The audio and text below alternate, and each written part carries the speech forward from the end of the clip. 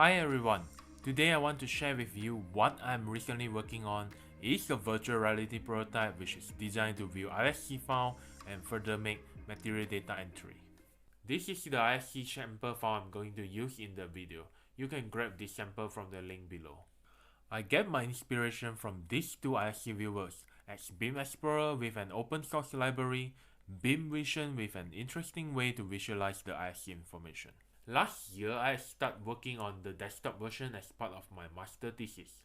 I make a similar layout as the conventional IFC viewer software. The additional split view gives an overview of added material data directly into the BIM. Here I have a customized tree view for the recorded material data. Material measuring data coming from different formats can be visualized with the IFC geometry and later written into part of the IFC file. The written IFC file can be opened in another IFC viewer. The only thing is the included material data cannot be visualized properly. After achieving that, the next question for me is how this can be done in virtual reality. In the demo video, we will first try to pick up an IFC file from a specific file folder I mapped in earlier. Let's try to load the sample IFC file I showed earlier.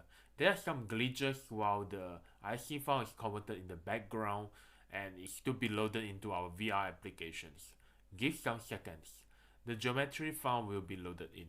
We will see the example model loaded in with some menu buttons to play with. Let me show the session clipping feature. It can visualize the interior of the building model. I have 3 clipping axes here to control the inner geometry region which is relevant to me. Here I can toggle to change the rendering style of the building model. The standard render style, or no material surface property is rendered, or even a translucent view. Here comes the interesting feature. We can view any flaw in the building. This information can be easily extracted from IFC file. The interaction is as if when we are picking a flaw in an elevator. We can see the layout of the flaw. Let's try all of them. We can interact further by entering into flaw. We will now enter into the flaw with 1:1 scale. We can navigate in the floor and explore around.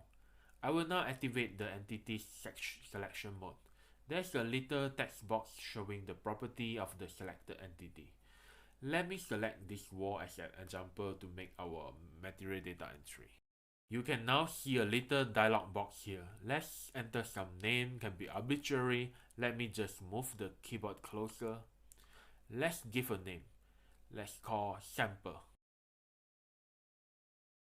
There we go. I will pick the material data type as 3D.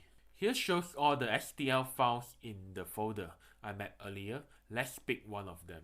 And I need to define the position of the material within the building models. Let's move these 3 planes to set the location. When I'm done, just simply hit confirm button and we don't see it. This is because the material is behind the wall. Let me just switch to translucent view. There you go. I will exit to the overview of the building model. Let's switch off the floor selection mode. I will just adjust the model to be closer to me.